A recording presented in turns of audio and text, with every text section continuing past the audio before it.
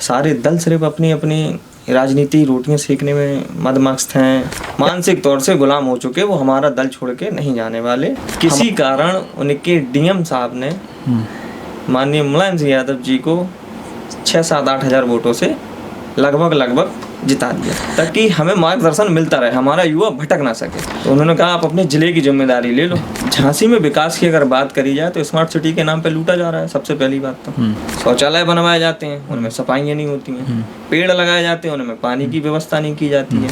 तो समाज सेवा में मुझे लगता उनसे अच्छा चरित्रवान व्यक्ति इस बुंदेलखंड में कोई नहीं होता। पार्टी का अगर नाम लो तो आदमी कहते समाजवादी पार्टी के गुंडे आ गए, ये बताने के लिए कि हमसे बड़ा समाज सेवी कोई नहीं है। इसलिए पोस्टर लगाए जाते भाई साहब। एक दलाल होता है और एक दल होता है कि सर्वजन सुखाय पार्टी पूरी ताकत से बुंदेलखंड की लड़ाई लड़ेगी और लोगों से स्टूल नहीं छोड़ा जाता, कुर्सी तो बहुत दूर की बात।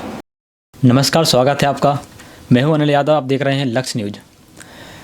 लक्ष्य न्यूज में आज का खास पॉडकास्ट में हमारे साथ दिनेश कुशवाहा जी हैं, जो सर्वजन सुखाय पार्टी के जिलाध्यक्ष झांसी के हैं। तो इनसे हम जानेंगे अचानक सर्वजन सुखाय पार्टी में कैसे जुड़े और अन्य पार्टियां बीजेपी पार्टी हुई, कांग्रेस पार्टी है में इनसे क्यों नहीं जुड़े, क्या वो खास चीज़ें नहीं हैं जुड़ने के लिए। तो आप कुशवाहा जी, आपका बहुत बहुत स्वागत है। बहुत बहुत आभार आपका अनिल जी, और आपके चैनल लक्ष्य न्यूज को भी, जो आपने हमें यहाँ आमंत्रित किया। कैसे हैं आप? बढ़िया हैं। तो आपने सर्वजन सुखाय पार्टी ज्वाइन किया है, अचानक कैसे मूड आया आपको, कैसे लगा जुड़ने के लिए? सर्वजन सुखाय पार्टी से जुड़ने का एक ही मकसद है। दल तो तमाम है हमारे देश में और काम भी सारे दल ही कर रहे हैं लगभग। तो इन्हीं दल को अगर देखते हुए जिस प्रकार दलित, शोषित, वंचित समाज पर जो अत्याचार होने लगे, उन पे किसी भी दल की नज़र नहीं जा रही है। सारे दल सिर्फ अपनी अपनी राजनीति रोटियां सेकने में मदमस्त हैं, या कुछ भी कह लो, क्योंकि उन्हें पता है कि साहब हमारा दल बड़ा हो गया है, हमारे दल में लोग जुड़े हुए हैं, तमाम इस प्रकार की हैं। मतलब उन्हें ये लगता है कि इस देश के लोग मानसिक तौर से गुलाम हो चुके, वो हमारा दल छोड़ के नहीं जाने वाले, हमारे ही दलों में काम करेंगे, हमारी ही पार्टी में काम करेंगे। तो सर्वजन सुखाय पार्टी में जुड़ने का मकसद ही यही है कि जो इसके नेता हैं माननीय श्री राष्ट्रीय अध्यक्ष शिव प्रसाद यादव जी, उनका अगर राजनीतिक करियर की बात करी जाए तो उन्होंने शुरू से, मैं देखता चला आ रहा हूँ जब से मैंने अपना होश संभाला, उन्होंने हमेशा, मतलब उनकी राजनीति अगर देखी जाए तो सिर्फ और सिर्फ उन्होंने दलित समाज, शोषित, वंचित समाज के लिए ही सिर्फ और सिर्फ अपनी पूरी राजनीति की, मतलब एक एक क्षण जो जैसे कहते हैं सेवा भाव, वो दिया है उन्होंने। और उसका उन्हें परिणाम फलस्वरूप अगर देखा जाए, भड़तना समाजवादी पार्टी माननीय मुलायम सिंह यादव जी की परंपरागत सीट रही है। तो माननीय जब हमारे चुनाव लड़ते हैं 2007 में उत्तर प्रदेश की भड़तना विधानसभा से, तो कहना नहीं चाहिए, लेकिन अगर कहेंगे नहीं तो लोगों को पता नहीं लगेगा। सही बात है ना? हाँ। तो मैं आपको बताऊं, और आपके चैनल के माध्यम से लोगों जो मुझे सुन रहे हो, जो आपको सुन रहे हैं, जो आपको चैनल देखते हैं, तो मैं उन सबको ये बताना चाहता हूँ, 19 राउंड की लड़ाई में, 18 राउंड तक की लड़ाई में माननीय मुलायम सिंह यादव जी 3 से 4 हज़ार वोटों से उनसे पीछे ही रहे। किसी कारण उनके डीएम साहब ने माननीय मुलायम सिंह यादव जी को 6-7-8 हज़ार वोटों से लगभग जिता दिया। अब ये आप भी जानते हो कौन सा चुनाव रहा? ये 2007 का चुनाव रहा, विधानसभा का। और माननीय जी हमारे बीएसपी के टिकट से चुनाव लड़ रहे थे, जो भी राष्ट्रीय अध्यक्ष है आपकी पार्टी के, हमारी पार्टी के राष्ट्रीय अध्यक्ष जी। तो वही है कि 18 राउंड तक मुलायम सिंह यादव जी पीछे रहे और 19वें राउंड में उनकी डीएम ने उनको किसी कारण से जिता दिया। ये तो हम और आप भी जानते हैं कि आज राजनीतिक क्षेत्र में होता क्या है। एज द चीफ मिनिस्टर ऐसे कैसे हार जाएगा। अब मैं बात करूं फिर उसी सीट की, तो बाई इलेक्शन जब माननीय मुलायम सिंह यादव जी सांसद बन चुके होते हैं, उसके बाद उस सीट पे बाई इलेक्शन होता है 2009।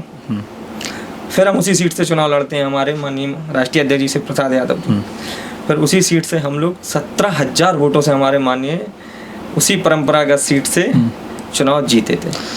मुलायम सिंह को हरा करके। हाँ, नहीं, मुलायम सिंह जी को नहीं हराया था। हाँ। मुलायम सिंह जी की परंपरागत सीट और उनके कैंडिडेट को हराया था। अच्छा। और वो भी बीएसपी के टिकट से। क्योंकि शिव प्रसाद यादव जी को बीएसपी की टिकट की तो फिलहाल मैं नहीं कहूँगा कि उन्हें ज़रूरत थी, क्योंकि उनका खुद का ही एक नेचर, कहते हैं नेता का एक चरित्र होता है, एक चित्र होता है। तो हमारे नेता का जो चित्र है वही चरित्र है। उन्हें आप फोटो में देखोगे वही स्वभाव, वही चित्र, वही चरित्र उनका आपको देखने को भी मिलेगा। और मैं ही नहीं, मेरे जैसे कई कार्यकर्ता उनके लिए हैं, उनसे भी अगर आप कभी पूछोगे तो वो भी यही कहेंगे कि शिव प्रसाद यादव वो व्यक्ति है जिसने राजनीतिक में सिर्फ युवाओं को इतनी चेतना दी है और आगे बढ़ाने के लिए उन्होंने सबसे ज़्यादा अगर देखा जाए जब से ये पार्टी बनी है सिर्फ और सिर्फ युवा को ही आगे लाया जा रहा है। क्योंकि युवा वो है, सबको पता है कि जिस और युवा है उस और देश जाएगा। और हम लोगों को जिला की जिम्मेदारी दी गई झांसी की। हाँ, और आप सोचिए जिले की जिम्मेदारी देने के बाद हमारी पार्टी में यही नहीं कि किसी का मतलब वो नहीं हो, उसके बाद हमने प्रभारी जो हमारे लोकसभा प्रभारी हैं वो हमारे कम से कम 40-42 साल के व्यक्ति होंगे, बड़े अनुभवी हैं, उन्हें प्रभारी बनाया गया ताकि अगर हम जैसे नौजवान अगर कहीं जोश में आके कहीं होश ना खो बैठे, संतुलन ना खो बैठे, तो हमारे ऊपर लगाम लगाने के लिए भी उन्होंने एक ऐसे प्रभारी जी को चुन रखा है जिनका नाम सुरेश वर्मा जी है, ताकि हमें मार्गदर्शन मिलता रहे, हमारा युवा भटक ना सके। सर्वजन सुखाड़ पार्टी का बैकग्राउंड क्या रहा, कब ये पार्टी बनी, आपको कब इसकी जानकारी लगी कि आपको अब भी इस पार्टी में शामिल होने के लिए कब दावेदारी की? ये पार्टी पिछले साल 19 अगस्त को इस पार्टी की घोषणा हुई थी। और जब ये पार्टी की घोषणा हुई थी तो मैं बड़ा सौभाग्यशाली हूँ जो इस पार्टी की घोषणा में मैं शामिल था। और लखनऊ से चल के हम लोग इटावा की धरती जहाँ हमारा केंद्रीय कार्यालय है वहाँ तक हम लोग सब लोग एक अपनी टीम के साथ, अपने कार्यकर्ताओं के साथ पहुँचे थे। तो मैं अपने आप को एक बड़ा सौभाग्यशाली मानता हूँ कि इस पार्टी का जब जन्म उदय हो रहा था तब मैं सामने भी था और शामिल भी था और बढ़ चढ़ के हिस्सा ले रहा था। तो आपको ऑफर मिला इस पार्टी जुड़ने के लिए? नहीं, क्या विचारधारा आपको लगी इस पार्टी जुड़ने के लिए? इसकी विचारधारा ही लगी, ऑफर तो नहीं कह सकते, क्योंकि ऑफर उनको दिया जाता है जिन्हें धंधा करना। हाँ। समाज सेवा में आगे बढ़ने के लिए। और ऐसे नेता जो हम जैसे दबे कुचले लोगों को नेता बनाए तो कहाँ ऑफर है। उनने हमारी सिर्फ कार्यशैली को देखते हुए, समाज के प्रति भावनाओं को देखते हुए उन्होंने हमसे कहा कि जब तुम इतना सब कुछ कर रहे हो तो यार एक छोटा सा काम ही कर लो। उनकी नज़र में एक छोटा सा काम है। तो उन्होंने कहा आप अपने जिले की जिम्मेदारी ले लो। तो जिला छोटा थोड़ी है, जिला झांसी बहुत बड़ा जिला है। उनके लिए हमारे लिए उन्हें ये लगा कि आप एक छोटा सा हमारा काम कर लो, आप समाज सेवी तो करते ही हो और हमसे जुड़े भी हो, तो क्यों ना आप हमारी पार्टी से ही अपना काम करो। तो कहीं ना कहीं मन तो मेरा भी था। ठीक। तो जब उन्होंने हमें जिले की जिम्मेदारी दी तब मैंने उनसे कहा साहब मैं एक चींटी के बराबर और आप मुझे पहाड़ सौंप रहे हो। कह रहे देखिए दिनेश जी, हाथी बहुत बड़ा होता है लेकिन वो डरता सिर्फ चींटी से ही है। तो आप वो चींटी बन के जो भ्रष्टाचार के बड़े बड़े हाथी जो पैदा हो गए हैं वो हम आपके साथ मिलके इस जिले में ख़त्म करने की, और इन्हें ख़त्म ऐसा नहीं, इन्हें जड़ से राजनीतिक तौर से ही ख़त्म करेंगे कि आने वाले समय में किसी भी गरीब के साथ अत्याचार ना हो पाए, किसी के साथ भ्रष्टाचार ना हो। नेता अगर है तो वो चरित्रवान हो, नहीं तो नेता ना हो। देश की बड़ी पार्टी बीजेपी पार्टी में आप जुड़ सकते थे, कांग्रेस में जुड़ सकते थे, और उत्तर प्रदेश में तो सपा भी विपक्ष पार्टी है, इसमें भी आप जुड़ सकते थे। लेकिन आपको ऐसा कैसा लगा, क्या लगा कि आपको सर्वजन सुखाड़ पार्टी में जुड़ना है? देखिए मैं आपको बता दूं, कांग्रेस पार्टी से भी जुड़ सकते थे, बीजेपी से भी जुड़ सकते थे और समाजवादी पार्टी से भी जुड़ सकते थे और तमाम अन्य दल हैं। अगर चलो ठीक है, अगर आपकी बात से अगर देखा जाए, चलो बीजेपी की बात करते हैं। बीजेपी में झांसी जिला में 3 वार्ड से विधायक रवि शर्मा जी, बिल्कुल, उनकी कार्यशैली क्या रही, कहीं ना कहीं ये मेरा मन है, मुझे नहीं पता कि उनके साथ क्या है क्या नहीं है। 3 बार के विधायक हैं, फिर भी उन्हें जिम्मेदारी नहीं देती है बीजेपी पार्टी। क्या जिम्मेदारी नहीं दी? सिर्फ एमएलए बना के छोड़ दिया जाता है। राजनाथ सिंह पॉलिटेक्निक ग्राउंड में आते हैं और कहते हैं कि आप रवि को यहाँ से जिताने का काम करिए, रवि को बड़ा बनाने का काम हम करेंगे। तो रवि तो आज ज्यों कहता है। तो कहीं ना कहीं रवि जी के भी मन में है, लेकिन रवि जी अपनी अंतरात्मा की बात जो है साफ दलों की वजह से डरा हुआ इतना है, लोग इतने डरे हुए हैं, चाहे वो नेता हो या समाज हो या जनता हो, वो खुल के अपनी बात नहीं कह पा रहे। झांसी के विकास को आप किस नज़र से देख रहे हैं? कैसा विकास हो रहा है झांसी में? झांसी में विकास की अगर बात करी जाए तो स्मार्ट सिटी के नाम पे लूटा जा रहा है। सबसे पहली बात तो लूटा इसलिए जा रहा है कि जो चीज़ें, जैसे अभी बरसात आने वाली है, बरसात आने के लिए स्मार्ट सिटी झांसी में क्या तैयारी है कोई पता नहीं। जहाँ जहाँ पानी भर जाते हैं, लोगों को नगर निगम के जो अधिकारी हैं, कमिश्नर हैं, उन्हें हर एक एक चीज़ का पता है, लेकिन उस पर कोई तैयारी नहीं है। बरसात आ जाएगी, पानी भरने लगेगा, लोगों के घरों में पानी जाएगा, तमाम चीज़ें रहेंगी। शौचालय बनवाए जाते हैं, उनमें सफाइयाँ नहीं होती हैं। पेड़ लगाए जाते हैं, उनमें पानी की व्यवस्था नहीं की जाती है। जहाँ रोडों पे स्मार्ट सिटी के द्वारा घर घर जो नल योजना है इनकी, वो पहुँचाने के बाद जो गड्ढे हो जाते हैं रोडों पर, उनको भरा नहीं जाता है। कितने ऐसे प्रमाण हैं स्मार्ट सिटी के जो दिखा दें? अगर ऐसी स्मार्ट सिटी होती है तो साहब माफ़ करिए साहब, क्यों बदनाम कर रहे हैं हमारे बुंदेलखंड झांसी को? झांसी हमारी शान है। आपने बताया कि झांसी आपकी शान है, इसी बात पर हम आते हैं। आप निवाड़ी ज़िले के निवासी हैं जी, किसी गांव के। आपने निवाड़ी ज़िले के जो सजग युवा शक्ति संगठन था, आप सक्रिय सदस्य थे जी। आपने लोगों की सेवा की, बिल्कुल। जो काम थे लोगों के नहीं हो रहे थे, आपने काम करवाए जी। अब जनता के बीच में भी गए, लेकिन आप अचानक निवाड़ी को छोड़कर झांसी में चले जाना कैसे हुआ? अचानक सफर तय? देखो मैं आपको बता दूं साहब, निवाड़ी हमने छोड़ी नहीं, निवाड़ी हमारा हृदय है। और हृदय इसलिए है, और इसलिए मैं कह सकता हूँ आपसे कि झांसी से घिरी हुई हमारी निवाड़ी है। अगर देखा जाए तो चाहे आप हमारे झांसी से बगल से ले लो मऊरानीपुर, यहाँ से आप गरौठा तक की तरफ निकल जाओ, और यहाँ से आप बमीना की तरफ निकल जाओ, और यहाँ आप झांसी की तरफ, तो जो हमारी निवाड़ी है वो बीच में है, तो इसलिए वो हमारे हृदय है, तो उसे छोड़ने का सवाल तो हो ही नहीं सकता। लेकिन आप सेवा झांसी में कर रहे हैं ना लोगों की? अब लोगों की हम जो झांसी में जो सेवा कर रहे हैं, तो कहीं ना कहीं नाते रिश्तेदारी तो हमारी झांसी और निवाड़ी में ही है। तो अगर हम एक नातेदार के यहाँ पहुँचते हैं तो दूसरे रिश्तेदार के निवाड़ी में भी पहुँचते हैं, अपनों के बीच में भी पहुँचते हैं। तो ऐसा नहीं कि निवाड़ी के लोग अगर हमें फ़ोन करके बुलाएं तो हम उनके बीच में ना जाएं, या उनकी समस्या ना सुने, या उनकी समस्या का समाधान ना करवाएं। सेम वही है झांसी में।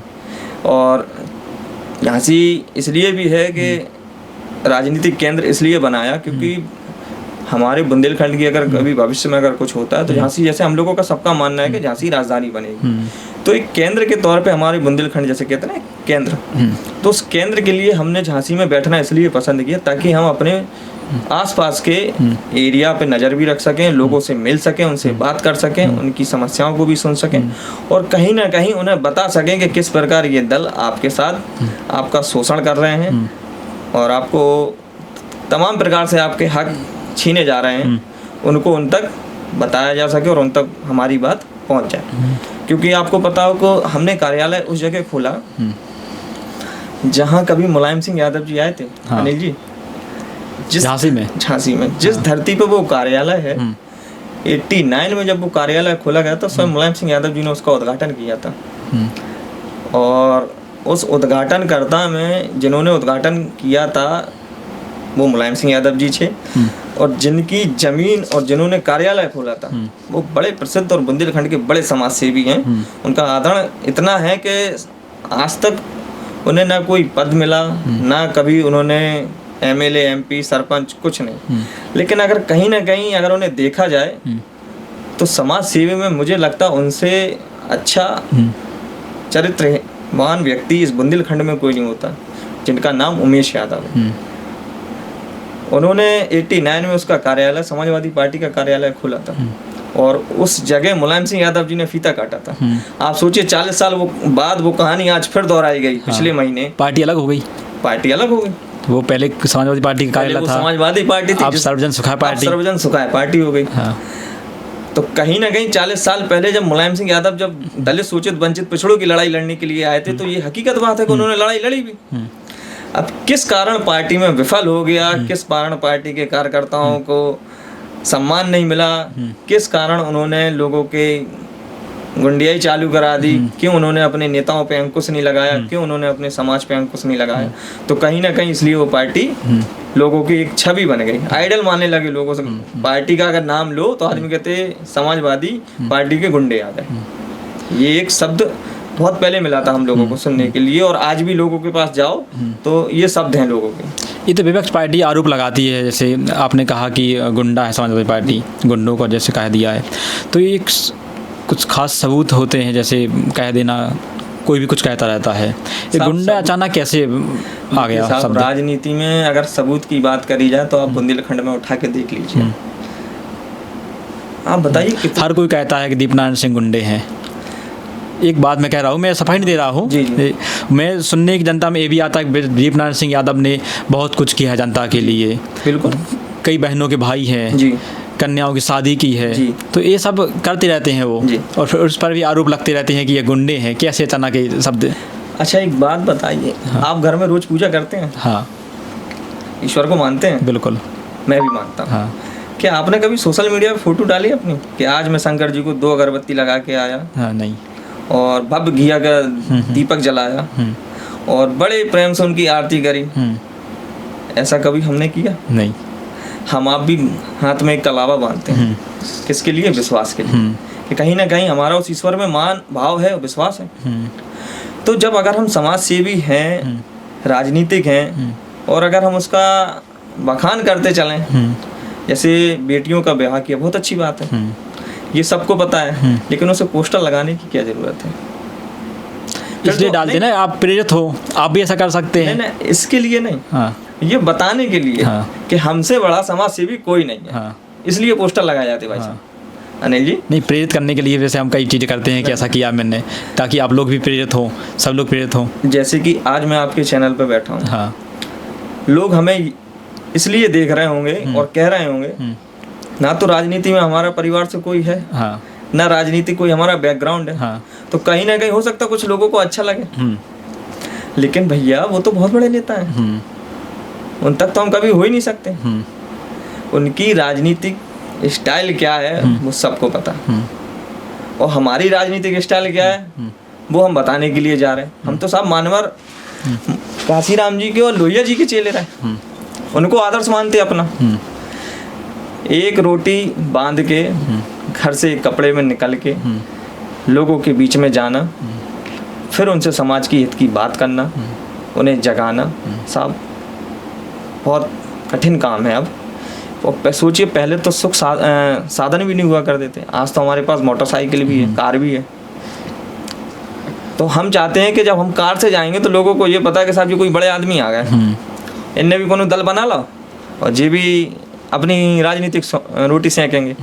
तो हम ये बताना चाहते हैं कि हम जैसे युवा, हम अपने गरीब किसान कमेरा के जब घर जाएंगे तो उनको ये बताना चाहते हैं, हम उनसे प्रेरित होके आए, हम फॉर्चूनर, राइफल और दबंग और बाहुबली लोगों से प्रेरित होके राजनीति में नहीं है। हम राजनीति में लोहिया जी को, मानवर काशीराम जी को, और भी जो हमारे समता मूलक समाज में जन्मे हुए जो महापुरुष हैं, उन्हें देखते हुए हम राजनीति में, और उन्हीं के ही तरीके से हम आप सब तक पहुंचेंगे। क्या मुद्दे लगते हैं जनता के बीच आप जाते हैं, क्या वो मुद्दे रहते हैं आपको? जनता के बीच हमारे सबसे पहले जाते ही जाने का मकसद और हमारे मुद्दे और हमारी पार्टी की जो कार्यशैली है वो ये है कि हम सबसे पहले चाहेंगे, जाते ही साथ तो हम नहीं कह सकते, लेकिन सबसे पहले उनकी पीड़ा को देखा जाता है कि हम जब आपके पास आए हैं तो गांव में जो भाईचारा जो हमारा हुआ करता था वो भिन्न भिन्न तरीके से खराब कर दिया गया, बांट दिया गया। लोगों को दलों में बांट दिया। अगर हम गलती से कुशवा हैं तो हमारे ऊपर हो सकता है किसी पार्टी की मोहर लगा दें, कोई अहरवार है तो उस पर किसी पार्टी की मोहर लगा दी, कोई यादव है तो उस पर किसी पार्टी की मोहर लगा दी, कोई कांग्रेसी है तो कोई उस पर किसी पार्टी की मोहर। कोई एक समाज किसी पार्टी की नहीं हो सकती है, तो क्लियर है, ये क्लियर है। हर समाज के हर पार्टी में, हर समाज मतलब हर पार्टी में हर समाज के लोग होते हैं। फ़र्क सिर्फ इतना होता है, पहचानने भर की देर होती है। सब एक दलाल होता है और एक दलदल होता है। दोनों में अंतर है। दलदल में गए तो वापस नहीं दिख रहा कि वो दलदल है, उसमें जाएंगे तो चले जाएंगे, लेकिन दलाल है उसे कैसे पहचानेंगे? तो उसे कहीं ना कहीं हमें अपनी जो हमारे दिमाग, जो मस्तिष्क जो हमारा कहता है, जैसे हमने कभी कभी बात करें भाई साहब, तो देखते साथ पहचान लिया था कि भाई साहब ऐसे हैं, तो ठीक है, वही कारण और वही समय आ गया है कि अपने गांव ग्राम में छुपे हुए जो दलाल हैं उनको पहचानो कि वो आपकी वोट की बोली कैसे लगाते हैं। वोट की बोली लगाने के कई प्रकार होते हैं। एक हम प्यार में बिक जाएं तब भी हमारी वोट की बोली लग गई, एक हम पैसे से बिक जाएं वो भी हमारे वोट की बोली लग गई, एक हम दारू में बिक जाएं वो भी हमारे वोट की वैल्यू लग। सीधी सी बात है, दलाल हमें किसी न किसी प्रकार से बहलाएगा, फुसलाएगा। अच्छा, जो नेता होगा वो हमसे कड़े शब्द कहेगा। कड़े शब्द कैसे कहेगा? हम आपके बीच में आए हैं और आपके इन हितों की बात कर रहे हैं। ना हमारे पास दारू है, ना मुर्गा है, ना मीट है, ना पैसा है, और ना हमारे पास कोई बड़ा ग्लैमर है। हाँ। ना हमारे पास गुंडे हैं, ना बदमाश हैं। हम जो हैं सामने हैं आपके, और हमें वोट क्यों दो ये भी हम कहेंगे। वोट हमें इसलिए दो कि हमें पहचानो ना, हमारे चरित्र के बारे में जानो, हमारे परिवार के बारे में जानो, हमारे नेता के बारे में जानो, जिस नेता का हम झंडा लेके आए हैं। अगर कहीं आपको लगता है कि मेरे नेता के नशा के व्यापार हों, आपको लगता है कि मेरे नेता के लूट के धंधे हों, तो आप समझ जाइए मेरा नेता बिल्कुल ख़राब है। अगर हम उसकी वाह वाह कर रहे हैं तो कहीं ना कहीं वो नेता हमें खरीद चुका है। और अगर मेरे नेता के जो व्यापार हैं, जो रोजी रोटी चलाने का है, वो एक सामाजिक और एक सोशलिक अगर देखा जाए उनकी मेहनत है।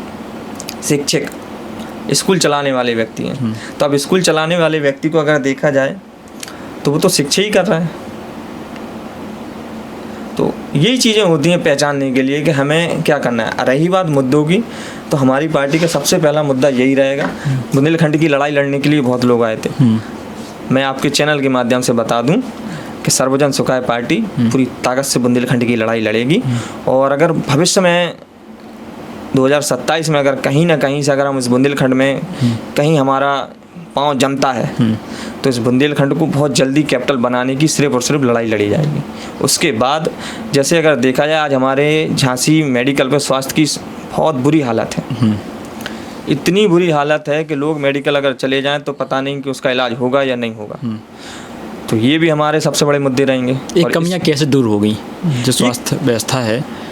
ये स्वास्थ्य जो व्यवस्थाएं हैं, ये हमारे जो नेता हैं, जो प्रशासन है, वो इन्हें बड़े आराम से कम कर सकता है। लेकिन करते क्या है, आपने अगर मुद्दा उठाया तो साहब आप भी थोड़ा सा हिस्सा ले लो। बात तो ये है ना, हिस्सेदारी चल रही। बिल्कुल। हाँ। अब कोई कहे कि साहब इसका प्रमाण दे दो, तो साहब प्रमाण देने के बाद क्या होगा?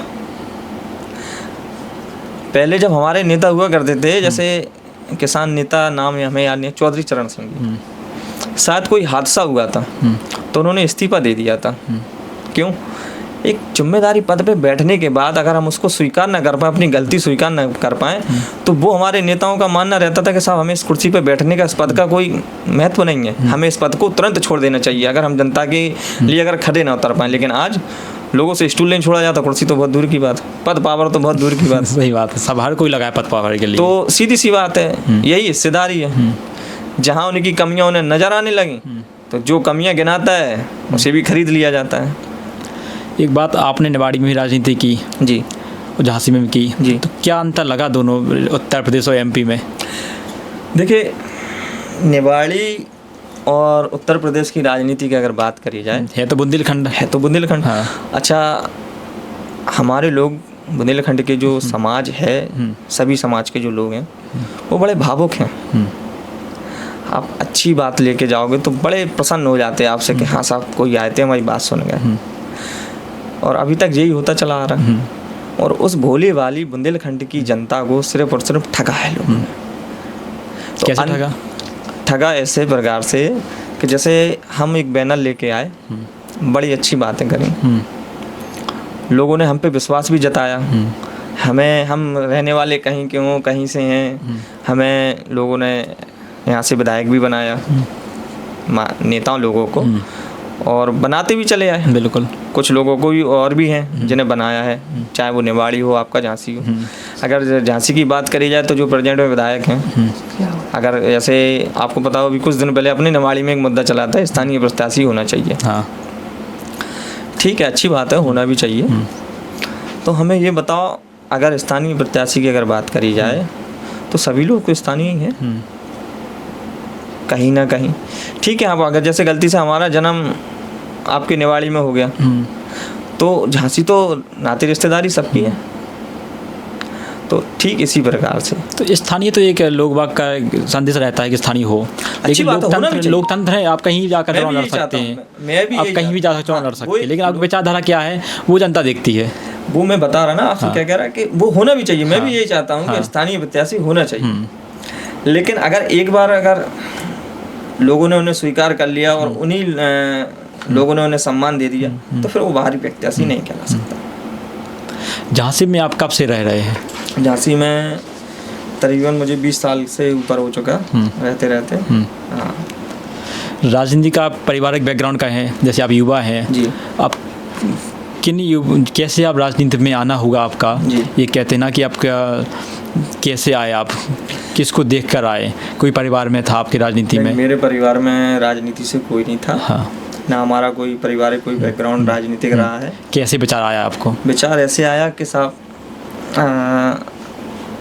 कभी कभी माननीय काशीराम जी को कभी कभी यूट्यूब पे सुनते रहते थे, देखते रहते थे। तो जैसे हर युवा की एक पहचान होती है कि पढ़ लिख गए तो एक नौकरी मिल जाए परिवार चलाने के लिए, बस इससे ज़्यादा सोचना नहीं पड़ता था। लेकिन पता नहीं, हो सकता मोबाइल ही हमें इसलिए मिला हो। कुछ लोग मोबाइल का दुरुपयोग करते हैं और हमारे लिए वो मोबाइल सही साबित हो गया। तो हमने कहीं ना कहीं, जैसे बड़े नेता आए, कभी झांसी में कोई प्रोग्राम हुआ, तो हमारी एक मतलब हमेशा मन में एक बात रहा कि जो भी नेता यहाँ आए उनके बारे में सर्च जरूर करें। फिर वो नेता बना कैसे है, किनके विचार लेके चला। आपको लगन पहले से थी कि नेता बनना है आपको? हाँ बिल्कुल, ये बिल्कुल तय है। हाँ, राजनीति में आने का शुरू से ही मेरा रहा है और हमेशा लोगों से बातें भी हमारी ऐसी राजनीति वाली रही हैं, हमेशा सामाजिक बातें रही। तो हम सबके बारे में सर्च करने लगे। एक जमाने में जिनका आपने नाम लिया दीपक जी को, मैंने उनको भी सर्च किया था कि वो राजनीति में कैसे आए। तो उनका भी जीवन बड़ा अच्छा संघर्षमय रहा, ऐसी बात नहीं है। छोटी सी उम्र से उन्हें लगन, बिल्कुल मेहनत से। फिर उसके बाद उनके बाद या उनके पहले, मतलब कह भी सकते हैं, हमने उमेश यादव जी को भी सर्च किया कि यार हम इन व्यक्ति को भी देखते आ रहे हैं, ये तो कभी कुछ है नहीं, फिर इनका सम्मान कैसे है समाज में। तो फिर देखा कि जरूरी नहीं कि आपको पद या पोजीशन मिल जाए तो ही लोग आपका सम्मान रखें। आपके विचार, आपका चरित्र, अगर आपकी गुणवत्ता है तो नेता आपको, जनता आपको नेता से ज़्यादा सम्मान दे सकती है, जो मैंने एक इनमें देखी है। और उसके बाद 2011 या 12 में मेरी मुलाकात उमेश यादव जी से हुई। फिर उन्होंने हमें काफ़ी चीज़ें बताई, सुना और इनको देखा और फिर इन्हें देखते रहे। ऐसे कहते नहीं कि किसी के साथ ज़्यादा दिन रहने लगो तो उसके बारे में कुछ ज़्यादा अच्छा पता लग जाता है। उमेश यादव की क्या वो आपको चीज़ें सामने अच्छी लगी हैं जिनसे आप अभी भी जुड़े हैं, लगातार जुड़े रहे? और हाँ, उनकी मैं आपको विशेषता बता दूँ, उनकी जो चेतना है, जैसे हम अगर कोई राजनीतिक कार्यक्रम करें या कुछ भी करें XYZ राजनीति से लेके, तो वे उसको बड़ी प्रशंसा से आपको आपकी मदद बड़ी अच्छे से करते हैं। भले वो किसी दल में हो, जो भी उनकी समाज सेवा रही हो, वो एक अलग बात है। लेकिन अगर हम कुछ काम करते हैं, हम हो और हमारे जैसे कई लोग जो भी उनसे जुड़े हुए हैं, तो वो उन्हें मोटिवेशन बड़े अच्छे से करते हैं कि आप ऐसे नहीं तो ऐसे करना, और ऐसे से ऐसे करने से अच्छा भी रहेगा आपका, और लोगों से सिर्फ और सिर्फ अपनी मन की बात करनी है, राजनीतिक बात बिल्कुल नहीं करनी है। आपके जो भाव हैं वो आप लोगों तक बताओ, इसके अलावा कुछ नहीं कहना है। बोले आपको क्यों? बोले आप अगर कहोगे तो लोग बाग आपको नेता समझेंगे। बोले आप नेता ना बनो, उनके सुनने वाली, जिनकी कोई आवाज नहीं सुनना, उनकी आवाज सुनने वाले बनो आप। नेता वो अपने आप बना देंगे आपको। उमेश यादव जी ने कई पार्टी ज्वाइन की, कई दल बदले हैं, तो इस दल बदलने का क्या कारण रहा है? आपका बहुत करीबी हैं, क्या निजी स्वार्थ था कुछ? नहीं, उनका स्वार्थ तो नहीं कह सकते। उनके साथ हमेशा छल किया जाता है। कहते नहीं है कि एक सीधा भाव जो आदमी का हो, यार जो राम जी की रज लगाए हो, उनकी चौकीदारी के दरवाजे पर बैठा हो, वो व्यक्ति भले कैसे उसके मन में छल कपट होगा, वो तो भाव प्रतीक है। जैसे आप चले जाओ, आप अपने भाव प्रकट कर दो कि भाई साहब हम फलाने फलाने दल से हैं और आपके आने से ऐसा हो सकता है, तो आप करिए। तो भाई अब जैसे टिकट खरीदने बेचने वाले तो वो है नहीं। भाव माता गांधी उन्होंने की ठीक है साहब, जैसा आप लोग को, भाई आप लोग बड़े नेता हो, आपके आने से और आपके विचार अच्छे हैं तो हम ऐसा कर सकते हैं, भाई आपकी मदद करने में हमें कुछ नहीं जा रहा। तो उन्हें इस तरीके से छल लिया जाता है। जैसे कि अगर 2013 के चुनाव की बात करी जाए तो आप बताइए, शिवराज जी, नरेंद्र सिंह तोमर जी और भी बीजेपी के बड़े नेता खुद उनके पास आते हैं, ऑफर दिया था, ऑफर देते हैं। हाँ, उमेश जी आप तैयारी करिए। हाँ, तैयारी करने के बाद पूरे, आपको पता हो शायद नहीं भी हो, पूरे जिले में इतना बड़ा वो चला कि साहब उमेश यादव जी भाजपा में आ चुके हैं और अब ये चुनाव लड़ेंगे। फिर ऐसा क्या जाता है कि 10 दिन में टिकट चेंज कर दिया जाता है। आप बताइए, सीएम जो क्या, सीएम, प्रदेश अध्यक्ष, संगठन मंत्री जो हैं वही तो टिकट तय करते हैं, और तो कोई टिकट तय करता नहीं है। स्वयं जो 4 लोग उन्हें उस पार्टी में लेके आते हैं और फिर 10 दिन बाद उनका टिकट नहीं करते हैं, तो छल लिया ना। हाँ। तो टिकट नहीं मिला मतलब पार्टी छोड़ दो। अब सोचिए तुम, नहीं पार्टी नहीं छोड़ी उन्होंने। हाँ। टिकट ना मिलने के बाद भी सोचिए, इतनी बड़ी बात और इतना बड़ा वादा। हाँ। मेरे अंदाज से किसी नेता में नहीं कह सकता कि इतनी ताकत होगी कि टिकट ना मिलने के बाद भी उस पार्टी पे पूर्ण रूप से ईमानदारी जताई थी। आज़ादी के बाद कभी भाजपा, भारतीय जनता पार्टी निवाड़ी और प्रतिपुर जीती नहीं। माफ करिएगा साहब, आपके चैनल के माध्यम से कहता हूँ, उमेश यादव वो शख्स है जिसने आज़ादी के बाद आपकी निवाड़ी और प्रतिपुर दोनों सीटें जिता के दी थी। आप बताइए भारतीय जनता पार्टी ने उमेश जी को क्या दिया? नहीं, इस बार विधानसभा में फिर अचानक कांग्रेस में ज्वाइन किया। फिर वही मैं बता रहा ना कि जब उन्हें भारतीय जनता पार्टी ने कुछ नहीं दिया तो उन्होंने कांग्रेस पार्टी को ज्वाइन नहीं किया। कांग्रेस पार्टी ने उन्हें सम्मान के लिए बुलाया था कि आप हमारे पास आए, हम आपका स्वागत सम्मान करना चाहते हैं। तो अब वो तो आप जानते हो मीडिया वाले हैं, वो तो कभी भी कुछ भी कहने लगते, साहब उमेश यादव जी ने कांग्रेस, अब जैसे आप हमारे घर आओगे, आप हमारे घर आओगे तो हम अपनी पार्टी का आपको एक गमछा तो पहनाएंगे। तो इसका मतलब ये थोड़ी है कि अनिल जी ने हमारी पार्टी ज्वाइन कर ली। ये तो नहीं, बीजेपी में है तो आप कांग्रेस का नहीं पहना सकते हमें। नहीं ऐसा नहीं होता। जैसे उन्होंने ये तो कहा नहीं कि हम आपको सम्मान के तौर पर उन्होंने मंच पे बुलाया, और ये भी नहीं कहा कि उमेश जी ने कांग्रेस पार्टी ज्वाइन कर ली। उन्होंने ये कहा कि कांग्रेस परिवार उमेश यादव जी का स्वागत, अभिनंदन करता है। हाँ। और ये तो कहीं बात कही नहीं गई थी। तो अब वो तो मीडिया है भैया, कुछ भी कह सकते। तो मीडिया प्रेस कॉन्फ्रेंस हुई थी, बस बहुत सारी चीज़ें हुई थी। हाँ। लेकिन अब एक बात और है, आपकी विचारधारा और उमेश यादव जी विचारधारा थोड़ी थोड़ी मिलती है।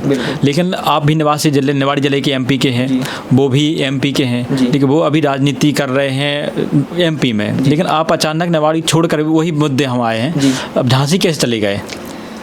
झांसी इसलिए चले गए, सर्वजन सुखाय पार्टी जो है माननीय राष्ट्रीय अध्यक्ष जी की, तो निर्देश हमें दिया गया कि सबसे पहले हमें अपनी उत्तर प्रदेश में, जो कि हमारे बुंदेलखंड से लगे हुए, अच्छा बुंदेलखंड में हम लोगों का सब जगह मिलना जुलना रहा है, तो झांसी केंद्र के तौर पे हमने उसको राजनीतिक अपना केंद्र बनाया। इसलिए झांसी से हम जिलाध्यक्ष इसलिए बने ताकि हम अपने आसपास के जो हमारे झांसी से जुड़े हुए शहर हों, कस्बे हों, उन तक हम लोगों तक अपनी बात पहुंचा पाएँ, क्योंकि आने वाले समय में सर्वजन सुखाय पार्टी पूरे देश में चुनाव लड़ने के लिए जा रही है। तो ये तो कहीं नहीं कह सकते कि हम झांसी में राजनीति करें। झांसी में हम लोगों को अपनी पार्टी को, अपनी उपलब्धियां जो हैं पार्टी की, वो बता रहे हैं और लोग हमसे जुड़ भी रहे हैं, क्योंकि जिसे कोई सम्मान नहीं दे रहा उसे हम जैसे सम्मान देने के लिए तैयार हैं, नेता बनाने के लिए तैयार हैं। जो भी उनकी सामाजिक सेवाएं हैं उन तक उन्हें पहुंचाने के लिए हमारी सर्वजन सुखाय पार्टी तत्पर है। इसलिए हम झांसी को हमने केंद्रीय अपना राजनीतिक केंद्र बनाया। तो आप जनता की मदद कैसे करते हैं? जनता की मदद, लोगों के बीच में जब अपन जैसे गाँव में जाते हैं तो सभी लोग आ ही जाते हैं लगभग। किसी की छोटी छोटी सी समस्याएं अगर आपको बताएंगे तो हंसी और आती है कि बताओ प्रशासन इतना भी गिर गया है। एक गरीब का राशन कार्ड बनाने में लोगों को तकलीफ होती है, एक वोटर आईडी कार्ड बनाने में बीएलओ को तकलीफ होती है, एक आधार कार्ड में नाम करेक्शन पे लोगों को तकलीफ होती है, एक 50 टोकन बांट देते हैं। अब मैं आपसे पूछता हूँ, जिला झांसी इतना बड़ा है, झांसी 60 वार्डों की बात कर रहा, रूरल एरिया तो आप हटा दीजिए अभी, उनमें से आप 50 लोगों को आधार कार्ड का एक टोकन देते हो पोस्ट ऑफिस में। क्या खाली 50 ही लोगों की समस्या है पर डे? और कहाँ जाएंगे? तो जब आपको सरकार तनख्वाह मुआयना करा रही है, सारी चीज़ें करा रही हैं, तो उसको जल्द से जल्द करना चाहिए। लोगों को क्यों परेशान है? राशन कार्ड वाले ऑफिस में जाओ तो वहाँ ये कागज़ लाओ, वो कागज़ लाओ, फलाना लाओ, ढिकाना। एक बार में आप उस बेचारे को बता दो, देखो अनपढ़ आदमी है, उसे नहीं है कुछ पता, वो आपसे, आप अधिकारी हो, आपसे मदद के लिए आया है, आप उससे 2 मिनट तमीज़ से बात नहीं करते हो। जाइए, आप कैसे आए आप यहाँ पे? ये आपका तरीका है? बताइए, वो आदमी किससे शिकायत करेगा? कहाँ जाएगा वो व्यक्ति? ये सब चीज़ें आप जनता के भी जाते हैं जब मिलते होंगे? जी, जनता हमें बताती है कि बाबूजी हम फलाने उसमें गए थे अध्यक्ष जी, तो उन्होंने हमें इस तरीके से बर्ताव किया हमसे।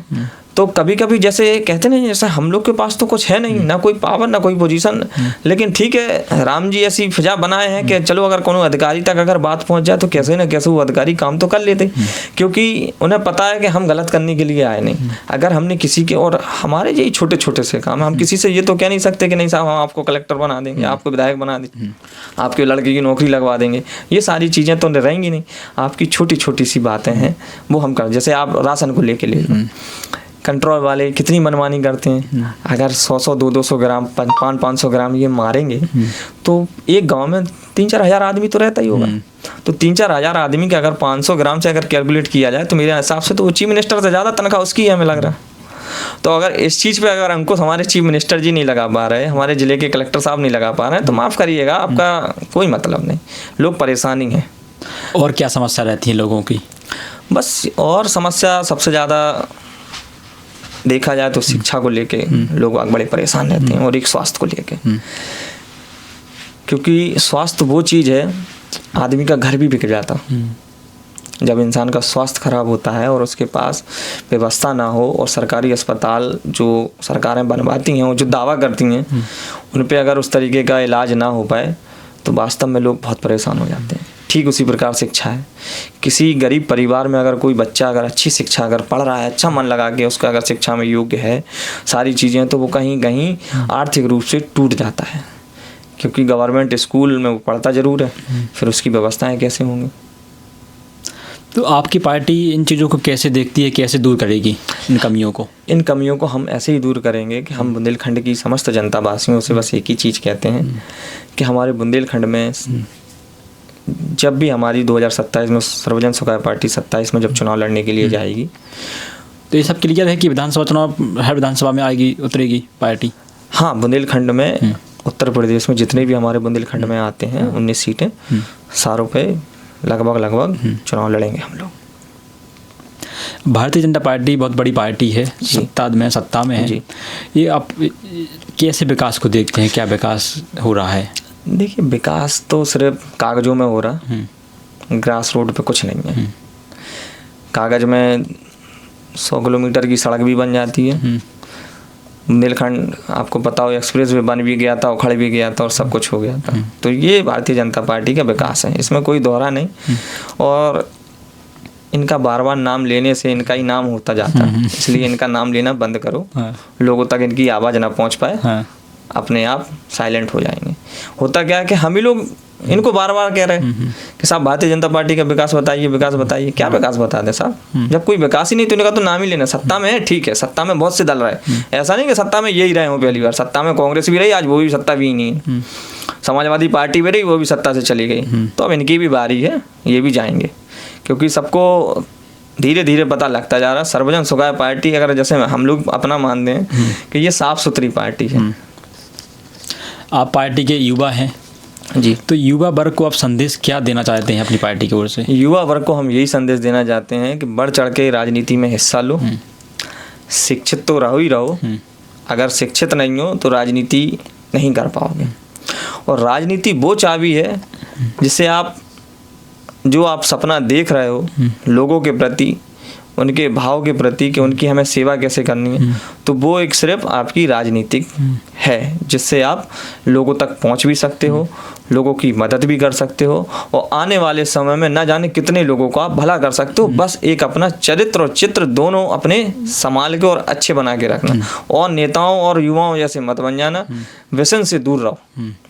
आज जो हम युवाओं में बड़े नेताओं ने घोल रखा है व्यसन, शाम तक कैसे भी करके कैसे भी देखा जाए, अगर आज व्यसन में देखा जाए तो सबसे ज़्यादा युवा पड़ा हुआ है। सिगरेट युवा जो सबसे ज़्यादा पी रहा है, दारू युवा पी रहा है, जबकि नशा तो एक शौक बना लिया है। ये शौक क्यों बनाया आप बताइए? ये कहीं ना कहीं हम युवाओं को दिशाहीन करने के है ना, कि अगर हम इस नशे की लतों में रहेंगे तो हम सिर्फ, जब नशा आदमी को सर पे चढ़ता है तो आदमी तभी तो गलत काम होते हैं। तो हम तो युवाओं से यही कहेंगे कि ये सारी चीज़ों से बिल्कुल दूर रहना है, अपने मस्तिष्क को बिल्कुल अच्छा रखें, स्वस्थ रखें, लोगों के बीच में जाएं, अपनी बात रखें और ये दिमाग से निकाल दें कि पैसे से राजनीति होती है। जो हमारे युवाओं को जो राजनेताओं ने भर दिया कि एक बड़ी गाड़ी, बड़ी बंदूक, बड़ा बंगला और बड़ी ऐसे फैसिलिटी होनी चाहिए तब आप राजनीति कर पाओगे। तो मैं अपने युवाओं से यही कहूँगा कि ये सारी चीज़ों की कोई ज़रूरत नहीं है। माफ़ करिएगा, जब मानवर काशीराम जी, मुलायम सिंह यादव जिन्हें सबने नेता माना, और लोहिया जी, इन्होंने कैसे काम किया? ऐसे तो किया। मुलायम सिंह जी ने भी बहुत काम किया, तब जाके कहीं ना कहीं तभी तो उन्हें मुख्यमंत्री स्वीकारा गया। अब वो एक अलग बात है कि वो मुख्यमंत्री बनने के बाद उन्होंने क्या किया, वो बात का विषय है, लेकिन कहीं ना कहीं जनता का मन तो जीता ना। अब खरे नहीं उतरे इसलिए जनता ने उन्हें सत्ता से बाहर कर दिया। ठीक है, लेकिन आपने बताया कि बीजेपी पार्टी विकास नहीं कर रही है जी, तो जनता क्यों चुनती है बीजेपी को? जनता बीजेपी को इसलिए चुनती है कि अभी तक उनके पास कोई ऑप्शन नहीं था। इस उत्तर प्रदेश में और देश में कांग्रेस को बहुत सारे दिन दिए, सालें दिए, दिन तो नहीं किया, सालों दिए। उत्तर प्रदेश में बहन जी को 4 बार मुख्यमंत्री बनाया, समाजवादी पार्टी को भी 3 से 4 बार मुख्यमंत्री बनाया, कांग्रेस के भी मुख्यमंत्री रहे। तो जनता सबको देख चुकी, जनता के पास कोई ऑप्शन नहीं था। आज जनता के सामने उसी धरती से, जिस धरती से लोग वाग कहते थे कि धरती पुत्र का जन्म हुआ है, तो उसी धरती से उस धनी पुत्र का भी जन्म हुआ है। अब धनी पुत्र कैसे? अब लोग वाग यही सोचने लगते धनी पुत्र बोले पैसा ना, धनी पुत्र का मतलब होता है शिक्षित, शिक्षा के क्षेत्र में धन, जो चरित्र जिससे हम लोगों को शिक्षा देते हैं, शिक्षा देने का काम किया, उन्हें हम धनी पुत्र कहते हैं, जिनका नाम शिव प्रसाद यादव जी हैं। वो उन्होंने इस पार्टी का निर्माण किया है और इस पार्टी हम जैसे युवाओं को और कई बुजुर्ग जो अनुभवी हैं उन लोगों को इस पार्टी की कमान सौंपी गई, ना कि किसी रिश्तेदार को, ना कि किसी परिवारवाद को और ना ही किसी सामंतशाही को। अपन उत्तर प्रदेश में रोजगार को किस नज़र से देख रहे हैं? उत्तर प्रदेश में रोजगार की अगर बात करी जाए तो सब कहीं ना कहीं तो मेरे हिसाब से सब कुछ ख़त्म कर दिया गया। आप भी एक यूथ हो, युवा हो, मन बड़ा विचित्र रहता है कि चल क्या रहा हमारे देश में। युवाओं से उनकी नौकरी छीन ली गई है, और तो छोड़ो साहब, केंद्र सरकार ने युवाओं से नौकरी छीन ली गई है, जिसे जो हमारी सबसे बड़ी ताकत, जिसे हम इंडियन आर्मी कहते हैं, उसको कहाँ लाके खड़ा कर दिया साहब। आप बताइए, 18 साल में आप भर्ती होते हैं, 17.5 साल में जीडी की भर्ती निकलती है। ठीक है साहब, तैयारी करिए, क्वालिफाइड है, कभी भी आपको अगर पता करना हो तो सिकंदराबाद जाइएगा। बहुत अच्छी दौड़ लगाई थी, एक्सलेंट दौड़ मारी थी हमने फौज में, अच्छा सिलेक्शन हुआ था, सारी चीज़ें। हाँ। लेकिन कहीं ना कहीं देखते नौकरी नहीं करी थी, क्योंकि जो हमें भर्ती कर रहे थे और जैसे ज़्यादा दिन कैंप में रहने लगो तो 2-4 लोगों से, बड़े फौजियों से थोड़ी सी ऐसी, क्योंकि देखो साहब फौज का रूल होता है, रूल रेगुलेशन, आज्ञा। तो कभी हमने अधिकारियों से बातचीत करना चालू करी तो उन्होंने मतलब हमारी या भाषा शैली देखी हो या हमारे कुछ अच्छे कर्तव्य देखे हों। तो एक कर्नल साहब थे, नाम नहीं लेंगे उनका, उन्होंने हमसे मालूम क्या कहा, बोले बेटे एक बात पूछें आपसे हम यहाँ, आप फौज की नौकरी क्यों करना चाहते हो? नहीं साहब बेसिक सी बात है, पहला देश की सेवा, दूसरा हमने घर चलाने के लिए। भाई सीधी सी बात है, अगर हम देश की सेवा करेंगे तो फिर हमारा घर कौन चलाएगा? हाँ। बोले ठीक। तो बोले आपको पता है आपकी सैलरी कितनी रहेगी? मैंने कि बिल्कुल साहब पता है, बेसिक में लगभग 18 से 25 के बीच में रहेगी। कह रहा बिल्कुल। तो बोले अगर आपसे एक बात कहें, बुरा ना मानो तो, बोले आपने जो ट्रेड चुनी थी, अच्छा हमें पता था नहीं कि ट्रेडों का मतलब क्या होता है साहब। हाई स्कूल पास करें तो उस समय भर्ती देख रहा था, हाई स्कूल करने वाले। तो भर्ती कहाँ तक पहुँच गए थे? आप पास हो गए थे सब क्वालिफाइड है, अपन डिस्पैच होने वाले थे हम। अच्छा, डिस्पैच की बात जो मैं बता रहा हूँ वो है, सारी फॉर्मेलिटी चल रही हैं, क्योंकि जब डिस्पैच होने के लिए बैग लगा के आ जाओ तो 5 से 7 दिन बिठालते हैं वो लोग अपने कैंपस में, डॉक्यूमेंट चेक वगैरह वेरीफाइड के लिए ये सारी चीज़ें भेजते हैं। तो ये सारी प्रक्रिया चल रही थी। तो उसी बीच में ऐसी बातें चीत होने लगी। बोले अगर बुरा ना मानो तो बोले तुम नौकरी ना करो, बोले तुमने हाउस कीपिंग ट्रेड चुनी है। हाँ। और जो आप सोच रहे हो वो आपको मौका नहीं मिलेगा। और अगर मेरी बात मानो, बड़े अच्छे व्यक्ति हो, टैलेंटेड हो, कहीं ना कहीं अब राजनीति में चले जाओ, ये उनका कहना था। जब मैं तो फिर और ज़्यादा हमें ऐसा लगा कि यार एक तो हम अपने उनको नेता मानते, और फिर एक सिकंदराबाद में बैठा हुआ व्यक्ति राजस्थान का रहने वाला, वो हमसे कह रहा हो राजनीति में चले जाओ। हाँ। तो फिर हमने कहा ठीक है यार दिनेश, अगर कुछ नहीं होगा राजनीति में तो ठीक है, खेती तो है ही भगवान की कृपा से, 2 वक्त की रोटी तो कमानी, वो कमा लेंगे कैसे भी करके। तो अगर कोई हमें आगे बढ़ाने के लिए प्रेरित कर रहा है तो कहीं ना कहीं हमें बढ़ जाने चाहिए, वो बात का विषय जो होना होगा। तो हमने डिस्पैच के लिए मना कर दिया, हमने कहा हम नौकरी नहीं करेंगे। पूरा परिवार नाराज, क्या पागलपन है जी। तो ये जिंदगी में कई किस्से रहते रहे, लेकिन आज वही पिता, वही माँ, वही भाई सब लोग देखते हैं, खुश है, बड़े खुश होते हैं कि कम से कम हमारे परिवार में एक लड़का तो हमारा ऐसा निकला जो देश और समाज की सेवा की बात तो कर रहा, कम से कम लोगों के बीच में जा तो रहा। राजनीति के अलावा और आपका क्या है पीछे का? बस हमारा पीछे का लक्ष्य कुछ नहीं, व्यापार छोटा सा है। क्या व्यापार है? हमारा व्यापार कंस्ट्रक्शन का काम है, और फ्लैट वगैरह बनाना, ये कंस्ट्रक्शन में आते हैं, तो ये हम लोग करते रहते हैं। तो आपको लगा है कि आपको राजनीति में रहना है? बिल्कुल, और राजनीति भाव की राजनीति करेंगे, दिल की राजनीति करेंगे, और पूरी ताकत से करेंगे। समाप्त करते हैं, कोई और को संदेश देना चाहते हैं आप? बस एक यही संदेश देंगे कि हमारी जो पार्टी है सर्वजन सुखाय पार्टी, इसके बारे में जानो, इसके नेता के बारे में जानो, फिर देखना फिर आप सभी दल से तुलना करने के बाद फिर एक सोचना कि ये नेता कैसे हैं, ये दल कैसा है।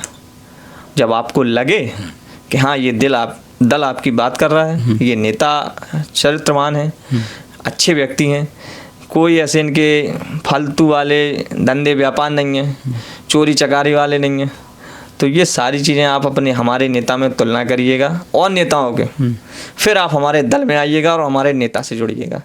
और हमारे नेता के साथ साथ जो हमारे दल में आज जो पदाधिकारी गण हैं उनके बारे में भी सोचिए। जैसे आज हम ही हैं, आप हमारे बारे में भी सोचिए, साहब हमारा क्या व्यापार, हो सकता है हम आपके यहाँ बैठ के झूठ बोल दें, लेकिन कहीं ना कहीं रिश्तेदारी तो सभी की यहाँ वहाँ लगी है, मित्र यारी दोस्त यारी सभी की लगी है। तो किसी से भी पूछना कि हमारे इस दल में जितने भी पदाधिकारी हैं किस प्रकार का इनका चरित्र रहा है। तो जब चरित्र अच्छा है तो आप सबसे एक ही चीज़ कहेंगे, इन सारी बातों पर चिंतन करने के बाद आप हमारे दल में खूब आएँ, खूब जुड़ें और इस दल को आगे बढ़ाने का काम करें, क्योंकि ये दल वो है जो आपकी लड़ाई लड़ने के लिए जा रहा है। तो आपका बहुत बहुत धन्यवाद, बहुत सारी बातें हुई हैं। हमारे साथ थे कुशवाहा जी, तो जो अभी हाल ही में कुछ दिन पहले सर्वजन सुखाय पार्टी के जिलाध्यक्ष निर्वाचित हुए थे। समय दिया आपने, बहुत बहुत धन्यवाद। आपका भी बहुत बहुत धन्यवाद जो आपने हमें आमंत्रित किया।